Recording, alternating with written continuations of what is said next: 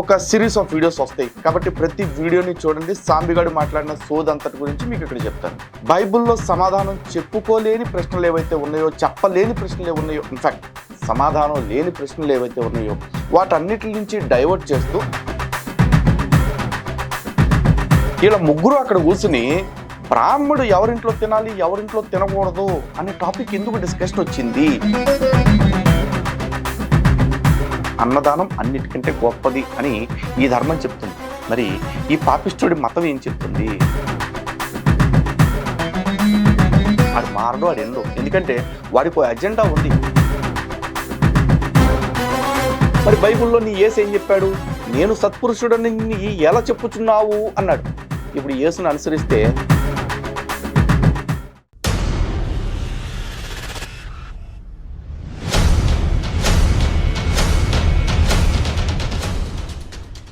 హిందూ బంధువులందరికీ జై శ్రీరామ్. మొన్న కేఆర్ టీవీలో క్రాంతి గారితోటి ఈ అరగుండి సాంబశివరావు ఇంటర్వ్యూకి కూర్చున్నాడు. దాని గురించి చాలామంది అన్న దీన్ని కౌంటర్ చేయండి అని అడుగుతూ ఉన్నారు. నిజానికి ఇంటర్వ్యూలో కొత్త స్టాఫ్ ఏం లేదు. గతంలో సిగ్నేచర్ స్టూడియోస్లో ఏం మాట్లాడాడు, ఆ తర్వాత వాడి బుక్స్లో ఏం మాట్లాడాడు, ఆ తర్వాత మిగతా వీడియోస్లో, డిబేట్స్లో, ఫోన్ కాల్స్లో ఏం మాట్లాడుతూ ఉంటాడో సేమ్ అదే సోది, అదే రొట్ట. అంటే బైబిల్లో సమాధానం చెప్పుకోలేని ప్రశ్నలు ఏవైతే ఉన్నాయో, చెప్పలేని ప్రశ్నలు ఉన్నాయో, ఇన్ఫాక్ట్ సమాధానం లేని ప్రశ్నలు ఏవైతే ఉన్నాయో వాటన్నిటి నుంచి డైవర్ట్ చేస్తూ హిందూ గ్రంథాల్లో ఉన్న వాటిల్ని తప్పులుగా చూపిస్తూ అక్కడ కూడా అదే మాట్లాడాడు. అయితే ఆ పాయింట్లన్నిటికీ కౌంటర్ చేస్తూ కూర్చోవాలనుకుంటే ఆ 2.5 గంటల ఇంటర్వ్యూ కోసం మనం 20 గంటలు కేటాయించాలి. కాబట్టి ఆల్రెడీ దాంట్లో మాట్లాడిన చాలా పాయింట్స్కి మనం సాంబశివరావు బుక్స్లో నుంచి కౌంటర్ ఇస్తూనే ఉన్నాం. కాబట్టి ఇక ఆ కౌంటర్ కాకుండా మిగిలిపోయిన సెలెక్టివ్ పాయింట్స్ ఏవైతే ఉన్నాయో వాటిల్ని ఈ ఇంటర్వ్యూ పరంగా నేను కౌంటర్ ఇస్తాను. మిగతావి వాడి బుక్స్లో నుంచి ఇచ్చే కౌంటర్స్లో ఖచ్చితంగా అవి కూడా కవర్ అవుతాయి. కావాలనుకుంటే రెగ్యులర్గా హిందూ జనశక్తి ఛానల్ని ఫాలో అవ్వండి, ఆ డీటెయిల్స్ అన్ని మీకు తెలుస్తాయి. సో ఇక ఈ ఇంటర్వ్యూకి సంబంధించి తీసుకుంటే ఒక సిరీస్ ఆఫ్ వీడియోస్ వస్తాయి కాబట్టి ప్రతి వీడియోని చూడండి. సాంబిగాడు మాట్లాడిన సోదంతటి గురించి మీకు ఇక్కడ చెప్తాను. సో డైరెక్ట్గా పాయింట్లోకి వెళ్దాం రండి. 22 ధర్మశాస్త్రాలు ఉన్నాయండి, మీరు నమ్ముతారు లేదు. నేను మరి 6 సంవత్సరాలు పరిశోధన చేసి చెప్తాను. 6 సంవత్సరాలు 22 ధర్మశాస్త్రాల్లో కనీసం ఒక్క ధర్మశాస్త్రంలన్నా శూద్రుల పట్ల, దళితుల పట్ల మంచిగా రాశారేమని అనుకుంటే ఒక్క చోట కూడా లేదు. ఎంత దారుణంగా వాళ్ళని దూషించారంటే వాళ్ళ నీళ్ళ తాగితే పాపం, వాళ్ళు కుండలో తాగి నీళ్ళు, ఎంగిలి నీళ్ళు తాగితే మీరు ఆ నీళ్ళు కడుపులో ఉండగా చచ్చిపోతే మీరు నరకానికి వెళ్ళిపోతారు. మీరు తెలియక పొరపాటు 4 కుండలో నీళ్లు తాగితే మీరు వాంతి ఇచ్చుకోవాలి. ఉన్నాయా చూపిమంటారా? అడుగుతున్నా, ఉన్నాయా? ఇక అన్ని చదివితే బాగుంటుంది, ఇంకా మన వీక్షకులకి చక్కగా హ్యాపీ ఫీల్ అవుతారు. ఇదిగో మనస్ఫూర్తి తెచ్చాను, మీరు 2 రెఫరెన్స్ చదువుతానంటే చదవండి, ఎక్సలెంట్గా ఉంటుంది. ఎందుకంటే మనం చెప్పేది ఏదో ఊరక ఏదో వీళ్ళు క్రైస్తవులు కాబట్టి ఏదో చదువుతున్నారు అనుకుంటారు. మీరు ఒక 2 రెఫరెన్స్ చదివితే బాగుంటుంది. 22 ధర్మశాస్త్రాల్లో దాదాపు ఎక్కడ ప్రతి చోట కూడా దళితుల పట్ల వివక్ష, శూద్రుల పట్ల వివక్ష. శూద్రుడి ఇంట్లో అన్నం తింటే మలం తిన్నట్టు, పెంట తిన్నట్టు. శూద్రుడు అంటే ఎవరు ముందు గుర్తుపెట్టుకోవాలా? SC, ST, BC. ఎస్సీలు అంటేనేమో దళితులు, చండాలురు అని పేరు పెట్టారు ఏది దళితుల్ని. తర్వాత శూద్రులు అంటే ఎవరైనానంటే ఈ బ్రాహ్మణ, క్షత్రియ, వైశ్య ఈ 3 కాకుండా మిగిలిన వాళ్ళంతా కూడా శూద్రులే. అంటే వీళ్ళంతా కూడా దళితులు ఎవరు? బ్రాహ్మణ స్త్రీకి శూద్ర పురుషుడికి పుట్టినటువంటి వాళ్ళు దళితులు, చండాలురీలు. వీళ్ళు ఇట్లా పుట్టారు కాబట్టి దాన్ని ఏమంటారు, సంకరజాతి. ఇట్లా క్లాసుకి పుట్టారు కాబట్టి వీళ్ళని దూరంగా పెట్టాలి, వీళ్ళని ముట్టుకోకూడదు. ఎందుకంటే మన బ్రాహ్మణ ఆడపిల్లతోటి ఒక శూద్రుడు కలిసాడు కాబట్టి. సో వీళ్ళని మనం దగ్గరికి రానికూడదు. చాలా దారుణంగా ఉన్నాయి వాళ్ళ గురించి 22 ధర్మశాస్త్రాలు. శూద్రుడు ఇంట్లో అన్నం తింటే మలం తిన్నట్టు. ఎవరి శూద్రులు అంటే ఇప్పుడు ఉన్నటువంటి ఆ బుక్దే బ్రాహ్మణ, క్షత్రియ, వైశ్య. వీళ్ళు కాక మిగిలినటువంటి వాళ్ళంతా కూడా శూద్రులే. ఒరే పాడిందే పాటరా పాశిపల్ల సాంబిగా అని ఎందుకురా చెప్పిందే చెప్తావు? కొత్త టాపిక్ చెప్పు. ఏదో మనుస్మృతి అని చెప్పేస్తే అన్నావు అతి ఫస్ట్. ఈ మాట ఎవరు చెప్పారు? భీష్ముడు చెబుతాడు ధర్మరాజుతో. పక్కన కృష్ణుడు ఉండి చెప్పిస్తాడు ఈ మాట. ధర్మాన్ని బోధిస్తున్నాడు, భీష్ముడు కాసేపులో చచ్చిపోతున్నాడు కాబట్టి నువ్వు వచ్చి ఆ ధర్మాలన్నీ కూడా, భీష్ముడు చాలా గొప్పడు కాబట్టి నువ్వు ఆ ధర్మ సూక్ష్మాలు చెబుతాడు, నువ్వు వచ్చి నేర్చుకోవాలని చెప్పి కృష్ణుడు ధర్మరాజుని తీసుకొని వస్తాడు అంపశయ్య మీద బొనుకొని ఉన్నప్పుడు. మనుస్మృతిలోనా? భీష్ముడు సరేలే అని చెప్పేసి తీసుకొచ్చి చెప్పినప్పుడు ఆ భీష్ముడు అన్ని చెబుతూ ఉంటాడు. వాటిలో చెప్పినటువంటి ఒక మాట, శూద్రుడి ఇంట్లో కనుక నువ్వు అన్నం తిన్నావు అని అంటే నువ్వు మలం తిన్నట్టే అని చెబుతాడు. ఇది ఆ, నేను ఇచ్చి మీ చేత చదివిస్తాను. శూద్రుడు చదువు చెప్పకూడదు. ఈ మాట కూడా దగ్గర ఉండి కృష్ణుడు చెప్పేస్తాడు. కృష్ణుడు ఇది తప్పు అని చెప్పడం. ఎందుకు అలా చెబుతావు, శూద్రుడు ఎందుకు చదువుకోకూడదు అనే మాట అనడు. శూద్రుడి ఇంట్లో అన్నం తినగొట్టే పెంట తిన్నట్టు అని అంటావు, ఇది తప్పు కదా అని చెప్పి అన్నాడు, ఖండించడు. కృష్ణుడి దగ్గర నుండి చెప్పేస్తాడు చక్కగా. ఇది గీతా ప్రెస్ వాళ్ళది మహాభారతం అనుశాసనిక పర్వం 135వ అధ్యాయం 5-6 శ్లోకాలు ఏముందో చూడండి ఒకసారి, మీరు చదవండి. పోన్లో రే మహాభారతం ఒప్పుకొని నువ్వు మనుస్మృతి అంటావేమో అనుకున్నా. ఓరు ఎంతకి ఇందాక మనుస్మృతి ఇదిగో అని తీసావు, దానిలో చేసి చూపించుకొని మళ్ళీ మహాభారతానికి షిఫ్ట్ అయిపోయి ఉంటారా అంటే ఫోన్లో రెఫరెన్స్లు దొరకలేదా? ఎందుకంటే తమర బ్రెయిన్లో ఏముండవు, ఇది ఎవడో రాసి ఇచ్చినవి పీడిఎఫ్లు కాబట్టి నీ పేరు వేసుకుని నువ్వు రాసుకుంటున్నావు కాబట్టి. ఎందుకు ఇంత స్పష్టంగా చెప్తున్నాను అంటే నీ పుస్తకంలో నువ్వు రాసిన భాషకి బయట నువ్వు మాట్లాడే భాషకి యాసకి అసలు ఏమన్నా సంబంధం ఉందారా? ఏంటో నీ గొర్రెలు నమ్ముతున్నాయి, కొంతమంది మా ఎర్రోళ్ళు నమ్ముతున్నారు, నీకు అట్లా సాగుతుంది. మరి నేను చదవటం అండర్లైన్ చేశాను అక్కడ. ఓకే. శూద్ర ఇంట భుజించువాడు సమస్త పృథ్వీ మలాన్ని మనుష్యుల మలాన్ని త్రాగినట్లే తిన్నట్లే. భూమి మీద ఉన్నటువంటి సమస్త మలాన్ని మనుషుల మలాన్ని కూడా తిన్నట్టే తాగినట్టే. ఓకే. శూద్రుని అన్నం తిన్నవాడు పృథ్వీ మలాన్ని తిన్నట్లే. శూద్రుని అన్నం తిన్న బ్రాహ్మణులు పృథ్వీ మలాన్ని తిన్నట్లే. అంటే అంటే పృథ్వీ భూమి మీద ఉన్నటువంటి సమస్త దరిద్రం మలం అంటే ఇది ఉంటది కదా, అదంతా కూడా తిన్నట్టే అని అర్థం. అలాగే మనుషుల మలాన్ని కూడా తిన్నట్టే. ఏ శూద్రుడు ఏం పాపం చేశాడు నాకు తెలియక అడుగుతా. శూద్రుడు అంటే ఈ ఇది వీళ్ళు బ్రహ్మ వీళ్ళందరి నుంచి చూస్తారు కదా, ముఖాల నుంచి బ్రాహ్మణులు వచ్చారు, తర్వాత భుజాల నుంచి క్షత్రియులు వచ్చారు, తొడల నుండి వైశ్యులు వచ్చారు, పాదాల నుంచి శూద్రులు వచ్చారు. కాబట్టి పాదాల నుంచి వచ్చాడు కాబట్టి వీడు తక్కువ జాతి వాడు. ఈ చేయాల్సిన పని ఏంది? ఈ శూద్రుడు బ్రాహ్మణ క్షత్రియ వైశ్య వీళ్ళ ముగ్గురికి కూడా సేవ చేయాలి. నువ్వు చదువుకోకూడదు అసలు. లెక్కపారం నన్ను అడిగితే అంటే బ్రాహ్మణులు అంటే ఎవరు? బ్రాహ్మణ అంటే కులమా? బ్రాహ్మణ క్షత్రియ వైశ్య వీళ్ళు వర్ణం అని రాశారు దాంట్లో. ఈ సుధాంతుడు చెప్తానే ఉంటాడు. కానీ నాకు అర్థం కాదురే, అసలు వక్రీకరించడానికి కూడా కనీసం మనస్సాక్షి ఉండాలి కదరా. కోర్స్ అది ఉంటే మీరు వక్రీకరణ ఎందుకు చేస్తారులే. కానీ ఇప్పుడు ఈడు ఏమంటున్నాడు, బ్రాహ్మణుడు శూద్రుడింట్లో తింటే సమస్త పృథ్వీ మలాన్నే తిన్నట్టుందని భీష్ముడు చెప్పాడు అంటాడు. ఫస్ట్ ఆఫ్ ఆల్ ఇక్కడ ఒక మాట మాట్లాడుకుందాం. ఈ మహాభారతంలో ఉన్న అనుశాసనిక పర్వంలో దాదాపు 168 అధ్యాయాలు ఉన్నాయి. అందులో 167 అధ్యాయాలు పూర్తిగా భీష్ముడు ధర్మరాజుకి బోధిస్తున్న ఈ రాజనీతికి సంబంధించిన విషయాలే ఉన్నాయి, అంటే రాజధర్మాలే ఉన్నాయి. ఇక్కడ మనం ఆలోచించాల్సింది, ధర్మరాజు క్షత్రియుడు, భీష్ముడు క్షత్రియుడు, పక్కనున్న శ్రీకృష్ణుడు క్షత్రియుడు. మళ్ళీ ఇక్కడ శ్రీకృష్ణుని క్షత్రియుడు అనగానే శ్రీకృష్ణుడు యాదవుడు కదా అంటారు. ఒరే బాబు, యాదవుడైనా కూడా క్షత్రియుడే. ఎందుకంటే ఆయనకి క్షాత్రము ఉంది, రాజ్యము ఉంది, కాబట్టి ఆయన వర్ణరీత్యా క్షత్రియుడే. ఇలా ముగ్గురు అక్కడ కూర్చుని బ్రాహ్మడు ఎవరింట్లో తినాలి ఎవరింట్లో తినకూడదు అనే టాపిక్ ఎందుకు డిస్కషన్ వచ్చింది, ఇది ఎవడైనా ఆలోచిస్తాడా? ఈ చెప్పే క్రమంలో శూద్రుడి ఇంట తినకూడదని మాత్రమే చెప్పాడా? పోనీ తిండి గురించి ఒక్కటే చెప్పాడా భీష్ముడు? లేదుగా. అహింసా ధర్మాలు చెప్పాడు, ఉపవాస ధర్మాలు చెప్పాడు, యజ్ఞయాగాది ధర్మాలు చెప్పాడు, యుద్ధ ధర్మాలు చెప్పాడు, రాజ్య పరిపాలనా ధర్మాలు చెప్పాడు, స్త్రీలకు సంబంధించినవి చెప్పాడు, ఎన్నో చెప్పాడు. కానీ ఈ మొత్తం 168 అధ్యాయాల్లో నుంచి తీసుకుని ఒక లైన్ అంటే వీడికి అభ్యంతరకరంగా ఉందంట, శూద్రుడింట్లో బ్రాహ్మణుడు భుజిస్తే మలం తిన్నట్టే అనేది. అలా ఎందుకు చెప్పాడు అనేది ఎప్పుడైనా బుర్ర పెట్టి ఆలోచిస్తే, బుద్ధితోటి ఆలోచిస్తే అప్పుడు తడుతుందిరా. ఎందుకంటే అన్నిసార్లు బ్రాహ్మణుడికి అనుకూలంగానే చెప్పలా, అక్కడ చెప్పింది శూద్రులకు అనుకూలంగా చెప్పారు. అలాగే రాజు యొక్క బాధ్యత ఏముండాలి బ్రాహ్మణుల విషయంలో అనేది కూడా చెప్పాడు. అందుకని బ్రాహ్మణుడు ఆహారం గురించి చెప్పాడు తప్ప రాజధర్మాల్లో బ్రాహ్మణుడు ఎవరింట్లో తినాలి ఎవరింట్లో తినకూడదు అనే టాపిక్ ఎందుకు వచ్చి ఉంటుంది? సో ఒక్కసారి మహాభారతం నుంచే దీనికి సమాధానం చూద్దాం రండి. వీడు చెప్పింది ఒకసారి చూద్దాం. అనుశాసనిక పర్వం 135వ అధ్యాయంలో ఉన్న 5-6 శ్లోకాలు. మొదట ఇవి చూద్దాం, ఆ తర్వాత ఇంకా చాలా చూద్దాం. ఈ గుండుగడికి నెత్తి మీద బొచ్చే కాదు, ఆ బుర్ర లోపల గుజ్జు కూడా లేదు అన్న విషయం మరొకసారి ఎస్టాబ్లిష్ చేద్దాం. శూద్రుల ఇంట భుజించిన వాడు సమస్త పృథివీ మలాన్ని మనుష్యుల మలాన్ని త్రాగినట్లే తిన్నట్లే. ఇది సాంబిగడి ఆరోపణ. ఆరోపణ అని ఎందుకంటున్నాను? ఎందుకంటే ఈడు ఈ అధ్యాయం మొత్తాన్ని చదివి ఉంటే, దీని పూర్వాపరాలు చదివి ఉంటే ఈడు ఎలాంటి దరిద్రపుట్టి మాటలు మాట్లాడేవాడు కాదు. ఎందుకంటే ఇది వ్యాస విరచితమైన మహాభారతం. ఇందులో ఎటువంటి లోపాలు దోషాలు ఏమీ ఉండవు. మనకి నచ్చాయా నచ్చలేదా ఇది మాత్రమే ఉంటుంది. ఎందుకంటే మనం ఈరోజు స్వధర్మాన్ని విడిచిపెట్టేశాం, ఈ స్వధర్మాన్ని విడిచిపెట్టేశాం కాబట్టి మనకి కొన్ని నచ్చక అవి తప్పుల్లాగా చూస్తున్నాం తప్ప, వ్యాసుడు ఒకటి రాశాడు అంటే అది పక్కా నిజం, అది జరిగిందే, ఎప్పటికైనా అది జరిగేదే. అలాంటి ద్రష్ట వ్యాస మహర్షి. సో ఒక్కసారి ఈ అధ్యాయం మొదటి నుంచి చదివితే అప్పుడు మనకు కొంత క్లారిటీ వస్తుంది. చూద్దాం. ఈ లోకంలో బ్రాహ్మణుడు బ్రాహ్మణుని ఇంట, క్షత్రియుని ఇంట, వైశ్యుని ఇంట భుజించవచ్చు, శూద్రుని ఇంట భుజించటం నిషిద్ధము. ఇది క్షత్రియుడైన ధర్మరాజుకి మరో క్షత్రియుడైన భీష్ముడు చెప్తున్న మాటలు. అయితే కంటిన్యూషన్లో ఏమన్నాడు, మరి క్షత్రియుడు బ్రాహ్మణ, క్షత్రియ, వైశ్యుల ఇంట భుజించవచ్చు, అన్నింటినీ తింటూ శాస్త్ర విరుద్ధంగా ప్రవర్తించే శూద్రుని ఇంట అన్నాన్ని పరిహరించాలి.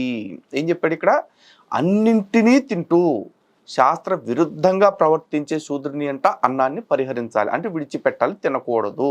ఇక్కడ బ్రాహ్మణుడికంటూ కొన్ని ఆహార నియమాలు ఉన్నాయి, అలాగే క్షత్రియ వైశ్యులకి కూడా కొన్ని ఆహార నియమాలు ఉన్నాయి, శూద్రుడికి కూడా కొన్ని ఆహార నియమాలు ఉన్నాయి. కానీ మేము శూద్రులం కాబట్టి ఏదైనా తినవచ్చు అని చెప్పి చాలామంది దాన్ని విడిచిపెట్టేసి ఏది పడితే అది తింటున్న పరిస్థితులు ఉన్నాయి.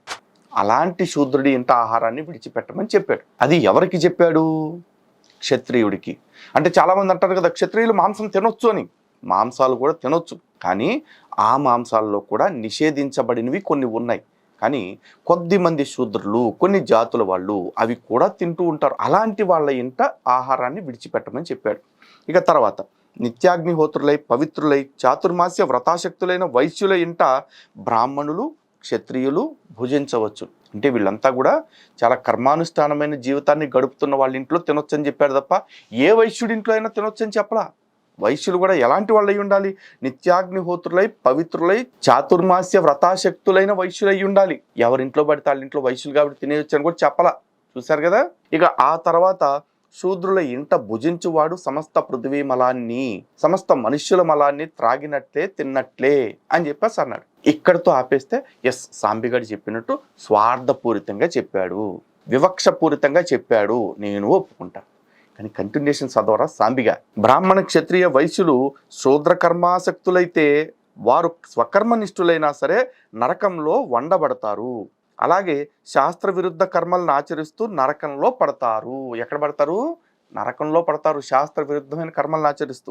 విప్రులు స్వాధ్యాయ నిరతులై మానవులకు శుభాన్ని కలిగించే పనులు చేయాలి. క్షత్రియులు రక్షకులు కావాలి, పని చెయ్యాలి. ఏం చేయాలి? ఇంత స్పష్టంగా విప్రులంటే స్వాధ్యాయ నిరతులై అంటే నిత్యం అధ్యయనం చేస్తూ వేదాన్ని చదువుతూ వాళ్ళు జనులందరికీ హితం కలిగేలాంటి పనులు చేయాలి. అలాగే వైశ్యుడు చేసే పనిని ఆశ్రయించి ఇతరులు జీవిస్తారు. కృషి అంటే వ్యవసాయము, గోరక్షణం, వాణిజ్యం ఇవి వైశ్య కర్మలు. వీటిని తక్కువ చేసి చూడరాదు. ఎందుకంటే కింద శూద్రుడు ఎన్ని వస్తువులు తయారు చేసినా వాటిని వాణిజ్యం చేయగలిగేది వైశ్యులే. అలాగే వ్యవసాయం చేసి ఆహార పదార్థాలని పండించేవాడు, గోవుల్ని కాపాడేవాడు వైశ్యుడే. కాబట్టి ఆ పనిని కూడా తక్కువ చేసి చూడరాదు. ఎవరు చూడరాదు?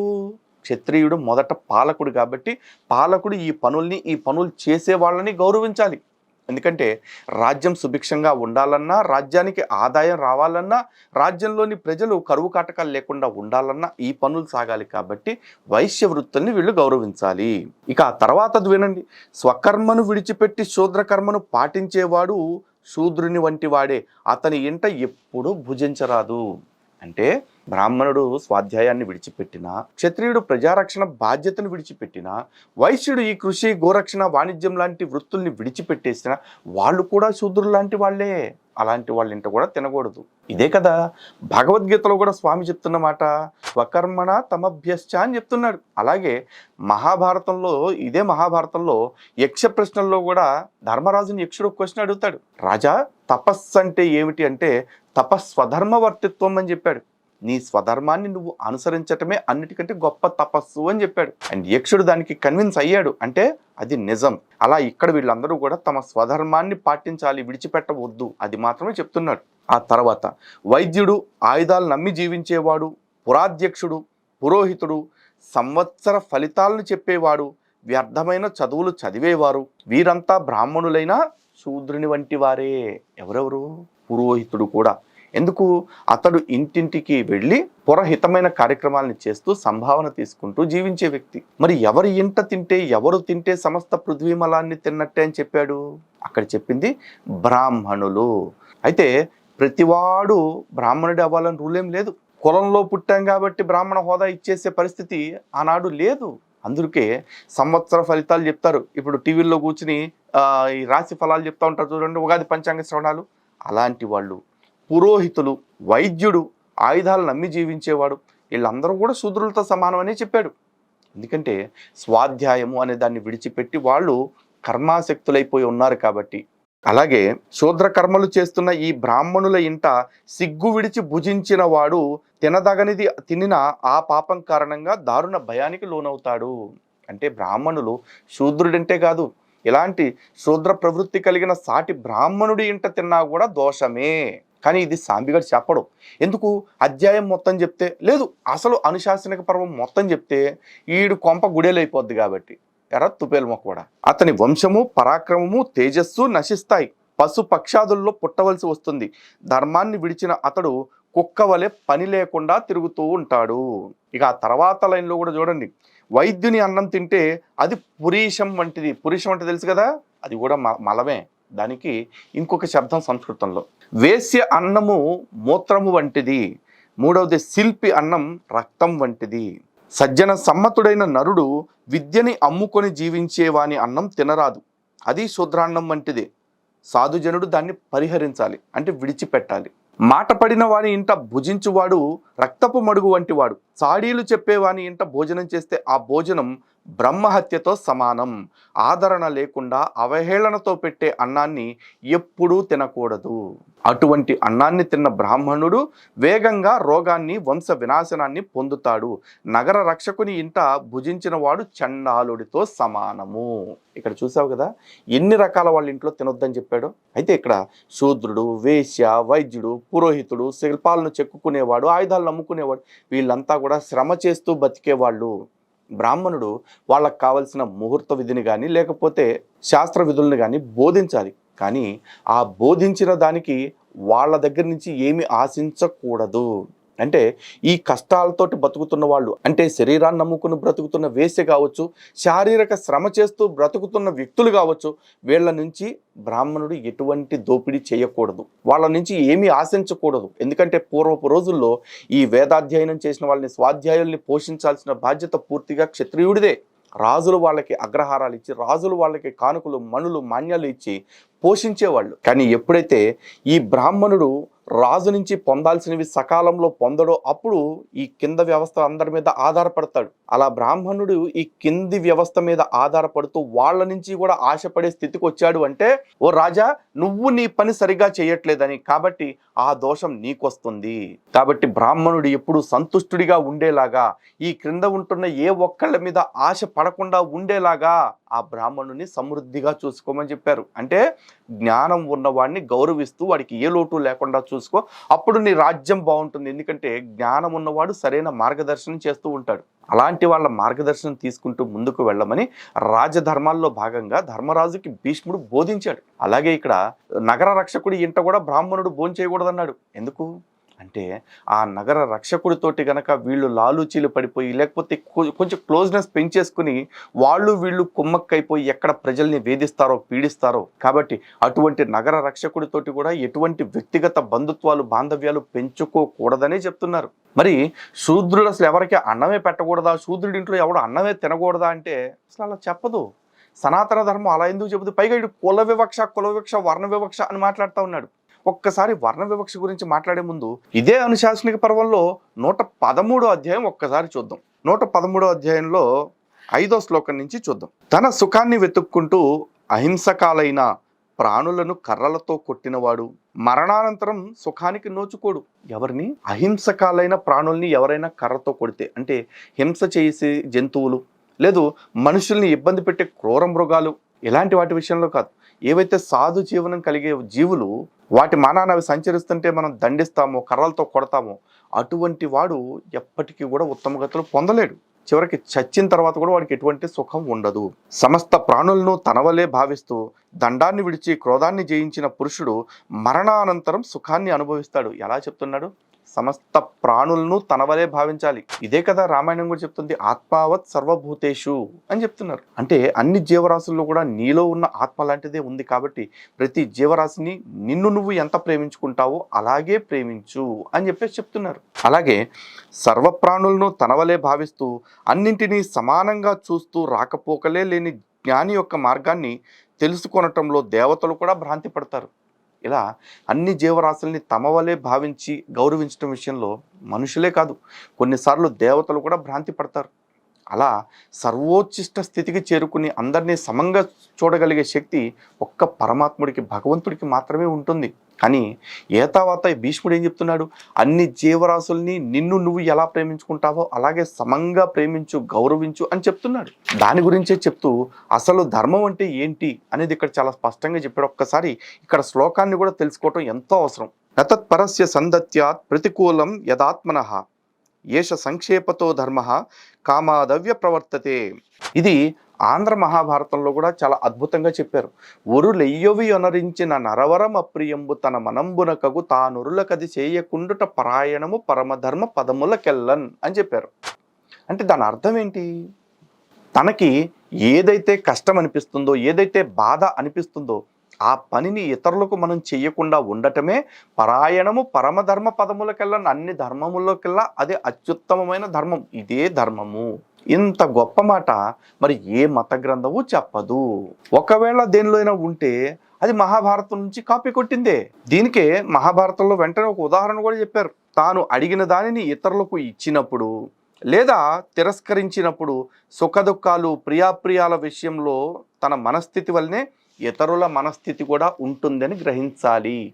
అంటే మనం ఏదైనా అడిగినప్పుడు లేదా మనం ఏదైనా ఇచ్చినప్పుడు ఎదటివాడు తిరస్కరిస్తే, లేదు ఎదటివాడు మనం అడిగింది ఇస్తే మన మనస్సుకి ఎలాంటి ఆనందాలు బాధలు కలుగుతాయో ఎదుటివాడికి కూడా అలాంటి మానసిక స్థితే ఉంటుందన్న విషయాన్ని గ్రహిస్తూ ఆ స్పృహని కలిగి ఉంటూ ప్రవర్తించమని చెప్తున్నాడు. ఇదే ధర్మస్వరూపం అని చెప్పేసి కూడా భీష్ముడు చాలా స్పష్టంగా చెప్పాడు. మరి అలాంటి భీష్ముడు శూద్రుడి ఇంట్లోకి వెళ్ళి ఒరే నువ్వు అన్నం పెడితే నాకు పెంట పెట్టినట్టురా అని అనమంటాడా? అనడు. కానీ కొన్ని నియమాలు ఉన్నాయి కాబట్టి ఆ నియమాలు ఉన్నవాడు ఆ నియమాలు లేనివాడి ఇంట తినకూడదు ఒకటి.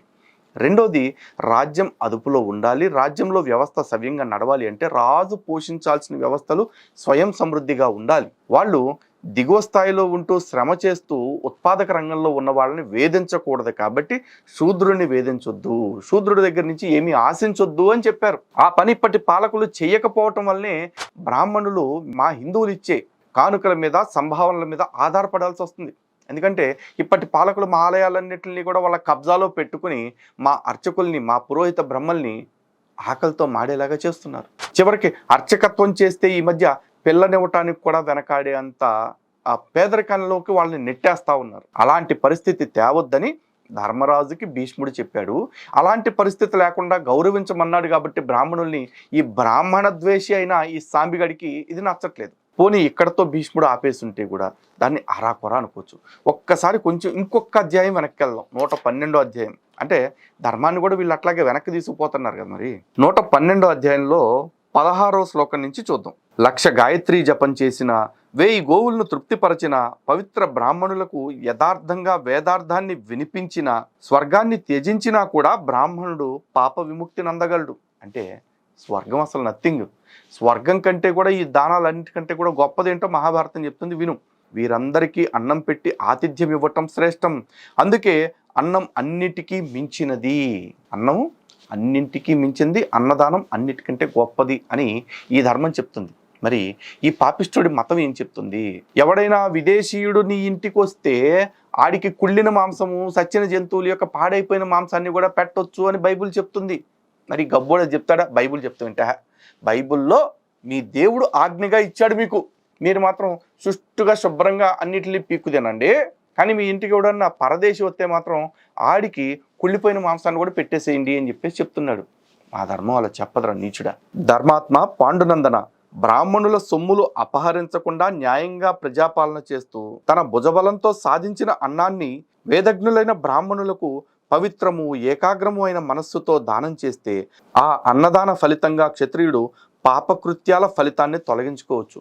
ఇందాక బ్రాహ్మణుడికి పాపాలు ఏ విధంగా పోతాయో చెప్పాడు అన్నదానం ద్వారా. అలాగే ఈ అన్నదానం ద్వారా క్షత్రియుడు పాపాలు ఎలా పోతాయో చెప్తున్నాడు. క్షత్రియుడు ఎలాంటి అన్నాన్ని దానం చేయాలి చూడు. బ్రాహ్మణుల సొమ్ము అపహరించకుండా న్యాయంగా ప్రజాపాలన చేస్తూ తన భుజబలంతో సాధించిన దాన్ని మాత్రమే దానం చేయాలి. అది ఎలా? నిర్మలము ఏకాగ్రము అయిన మనస్సుతోటి. ఇక వైశ్యుడు వ్యవసాయం ద్వారా సంపాదించిన అన్నంలో 6వ భాగాన్ని రాజుకి పన్నుగా చెల్లించాలి. పవిత్రమైన మిగిలిన భాగాన్ని బ్రాహ్మణులకు దానం చేసి వైశ్యుడు పాప విముక్తిని పొందగలడు. అంటే కష్టపడి సంపాదించిన దానిలో 100 బస్తాలు పండిస్తే 6 బస్తాలు రాజుకి ఇవ్వాలి పన్నుగా. ఎందుకంటే రాజ్యం నడవాలంటే పన్నులే కట్టాలి. ఆ పన్నులు ఎవరు కట్టాలి?